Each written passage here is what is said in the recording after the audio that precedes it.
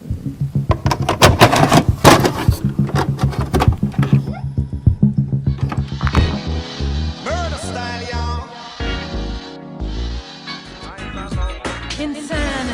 insanity, whatever happened to humanity? Ooh.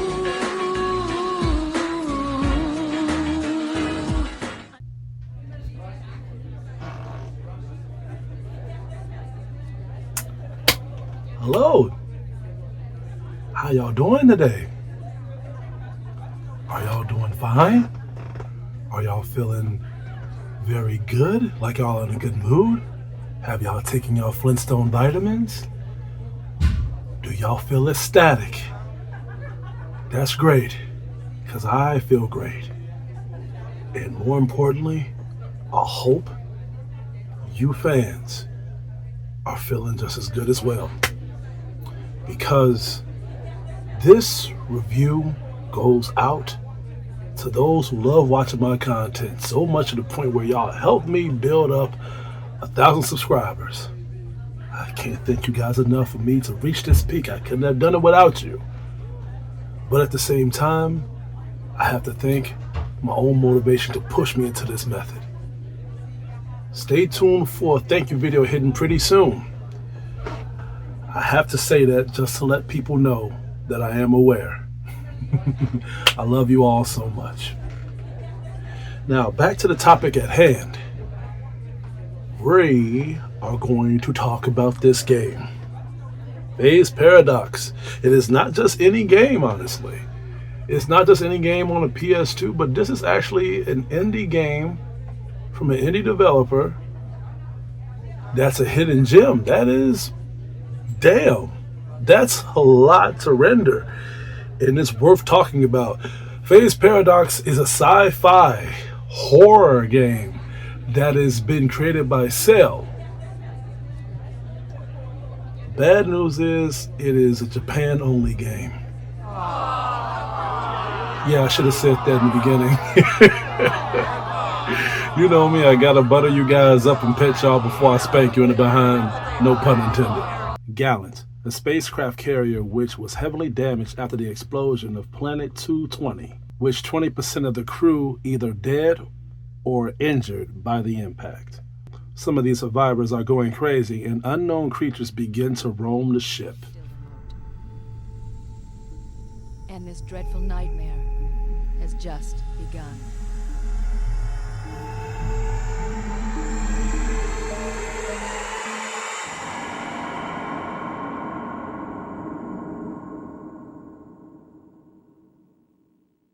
I feel stupid. The reason I feel so stupid is because I had this game for the past 8 years. I had this game probably longer than that. And the reason why I had this game for so long is because when me and my old friend that passed away, unfortunately, his name is Brian Fisherson, he died from cancer. Aww. Yeah, I'm actually doing this review for him. He gave me this game for me to check out, and for some reason I've never came across to play the game at all, and the reasons is very simple. Because I haven't had a PS2. The last PS2 game, like the last PS2 I had, was messed up. The outlet was broken. But this is when the PS3 was on its way, and then and I just lost all faith. But I still kept Phase Paradox because after Brian ended up passing away, I kept it to cherish his memory. But now I wanted to respect it, because by me having the game, I was like, you know what, I'm a YouTuber now, so instead of me having the game and playing it, I might as well tell y'all my full disclosure about the game as well. This is the part where I felt like a jackass, because when I tried playing the game, it's only on a Japan PS2 console. Brian never mentioned that to me, but at the same time, he always owned Japanese games. That explains a lot now. So I had to buy me a Japanese PlayStation 2, and I thought my PS3 that was backwards compatible was able to go through and jailbreak the whole damn thing, but it didn't go through at all. So I bought me a Japanese PS2, and I'm gonna have to tell you, by me spending $150 on a $25 game, yeah, this game, even though this game is very, very a hidden gem, it's worth it. I think, in my opinion, it is worth you getting a Japanese PS2. And by only a few people talking about this game, reviewing it, I am glad I am one of them to give you my 2 cents on it. The game picks up pretty quickly, and not to the point where you lose like the impact of the character development and just how these characters are going to be when it comes to you getting gripped into the believement of them being into the story and you knowing their whole survivability so you can care about them. That happens later in the project. So you know enough you to be aware of these characters' presence when the ship ended up crashing in the beginning of the whole project. But it all takes place when you see if there's any survivors, if anybody is hurt, if someone, some people are injured. So it kind of gives you that whole Resident Evil 2 beginning where you just start the game where all chaos is already fucked up, and the character development takes place when you progress through the story. And I like that because I feel like by this being a survival horror game, you're gonna easily draw away fans and people that's playing the game if you just give us just nitpicky, slow pacing beginning half of the project. You have to show us the tense levels of what we're gonna get ourselves into once we get our hands on the controller. And they have done that well here.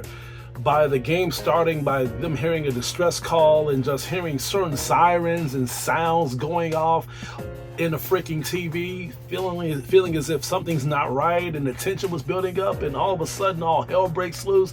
People are running and panicking, and then the whole ship just crashes, and then you just start off playing with a certain character. You just see dead bodies, you see people going apeshit, people screaming in the background. I feel like I was playing Dead Space if it was on a PS2 game. And I wouldn't be surprised if Dead Space, like the developers and the creators, got that idea from Phase Paradox, because I was getting so many feels of Dead Space playing the beginning half of the game. Now, when this happens, we are introduced to the main characters, 4 of them, who would carry the project and show us how things are when it comes to the ship being impacted, and at the same time them coming across other survivors for us to feel attached to as well, and for us to be in the edge of our seat when it comes to them being in danger. Now, this is actually one of the major strengths of the game, is how they're going to balance out the horror and the attachment of the characters. It was done pretty good. I'm not going to say it was done fantastic or perfect, because they have given us enough pacing for us to care about the characters, but damn it, I really wanted to care about these characters more, especially when things got bad.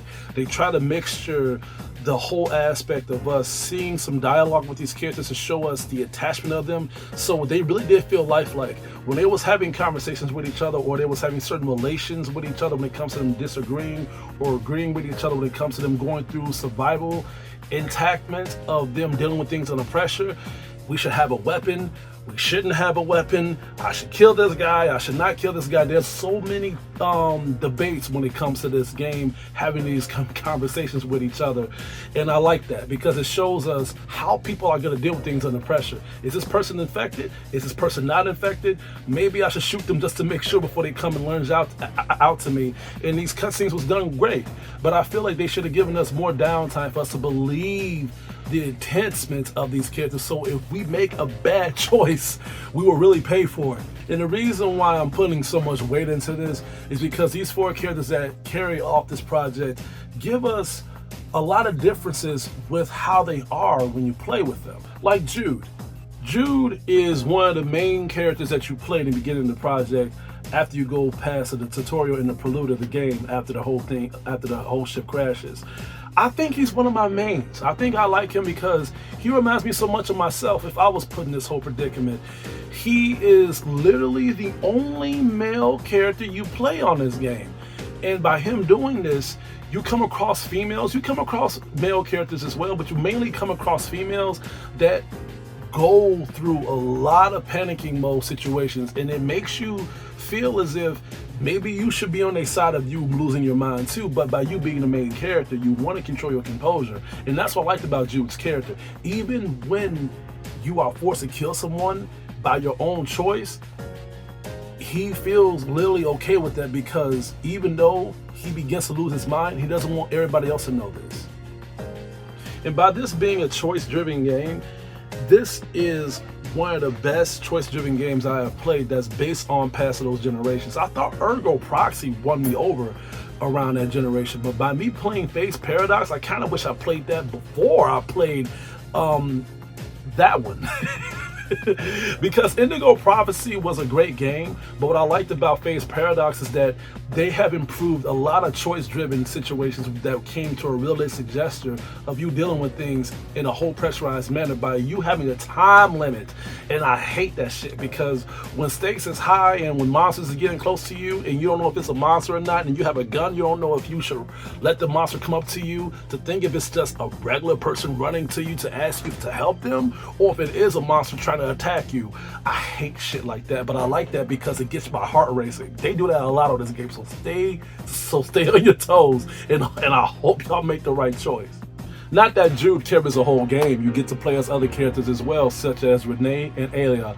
Now, Renee is a good character. She's like the bold character that tries to act bad and tries to act like she has all the answers. What I like about her is that not only that by her being a black character, but she's one of those characters that you already know that she's going to survive, because she's not one of those characters that goes into the predicament scale of doing stupid shit. Even if they give her choices that may lack common sense, but in a way it does have common sense, because this game shows you that this character would not make stupid mistakes. So even if you make the wrong choice or the right choice, it's like a 50-50. 50% of people will go through the bad choice and the other 50 wouldn't.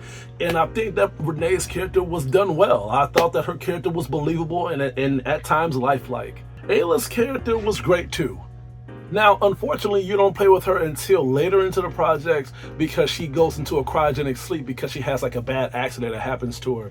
So they had to put her in sleep so they can go, so they can do further investigation to her injury. It's more to her story.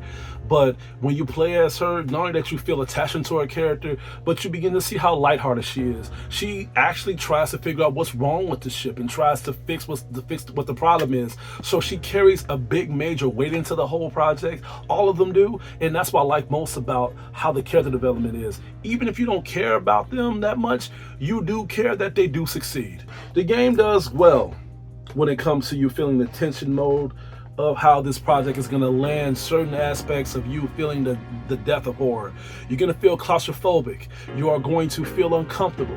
You're going to feel like somebody's watching you. Because what I like about this game is that even if there's no enemies around, you are left in a lot of scenes where you are running around the whole game and it's just quiet.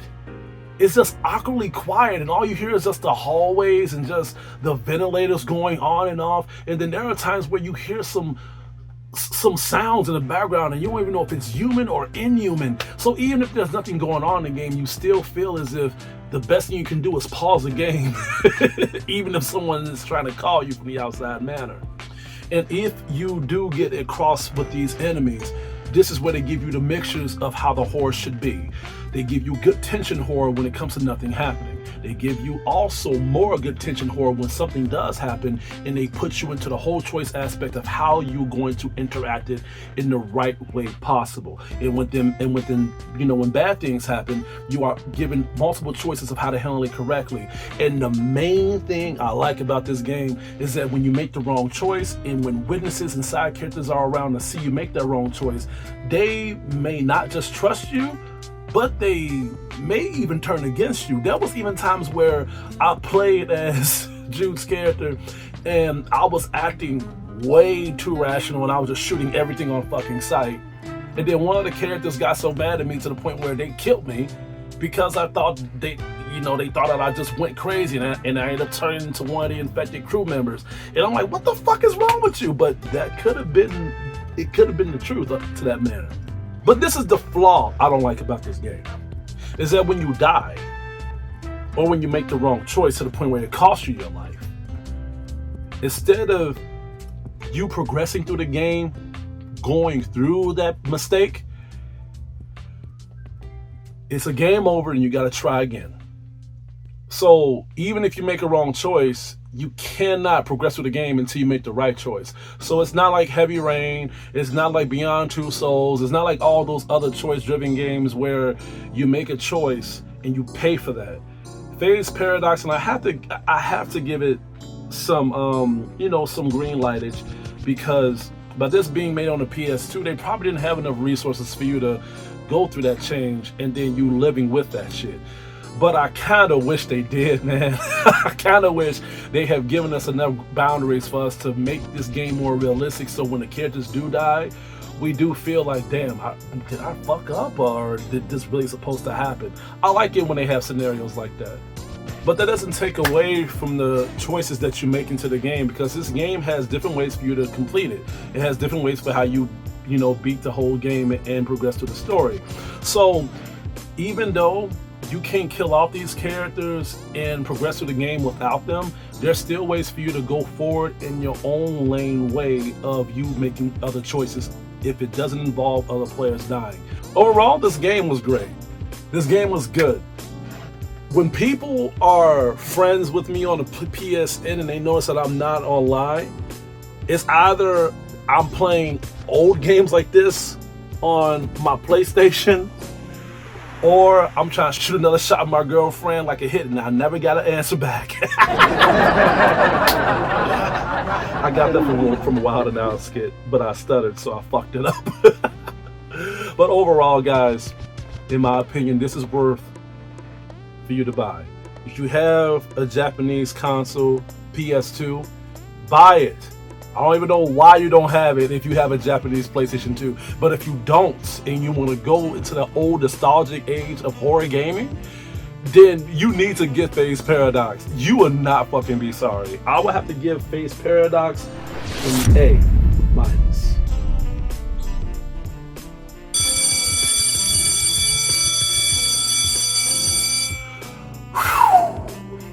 Well, ladies and gentlemen, that's all I have to say for today.